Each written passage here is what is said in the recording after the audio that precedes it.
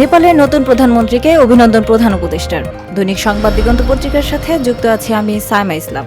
নেপালের নতুন প্রধানমন্ত্রী সুশীলা কার্কিকে অভিনন্দন জানিয়েছেন বাংলাদেশের প্রধান উপদেষ্টা অধ্যাপক মোহাম্মদ ইউনুস। আজ 13 সেপ্টেম্বর শনিবার এক বার্তায় প্রধান উপদেষ্টা এই অভিনন্দন জানান বলে তার উপপ্রেস সচিব আবুল কালাম আজাদ মজুমদার জানিয়েছেন। আবুল কালাম বলেন, অভিনন্দন বার্তায় প্রধান উপদেষ্টা নেপালের জনগণের আস্থা ও বিশ্বাসের প্রতিফলন হিসেবে সুশীলা কার্কির দায়িত্ব নেওয়ার প্রশংসা করেন। মোহাম্মদ ইউনুস আশা করেন, নতুন প্রধানমন্ত্রীর নেতৃত্বে নেপাল শান্তি, উন্নয়ন ও স্থিতিশীলতার পথে অগ্রসর হবে। প্রধান উপদেষ্টা তার বার্তায় দুই দেশের গভীর বন্ধুত্বপূর্ণ সম্পর্ক আরও জোরদারের প্রত্যাশা জানান। পাশাপাশি সাম্প্রতিক রাজনৈতিক অস্থিরতায় প্রাণহানির ঘটনায় নেপালের জনগণের প্রতি সমবেদনা প্রকাশ এবং আহতদের দ্রুত আরোগ্য কামনা করেন। চিঠির শেষে প্রধান উপদেষ্টা নেপালের জনগণের শান্তি ও সমৃদ্ধি এবং প্রধানমন্ত্রীর সুস্বাস্থ্য ও সফলতা কামনা করেন।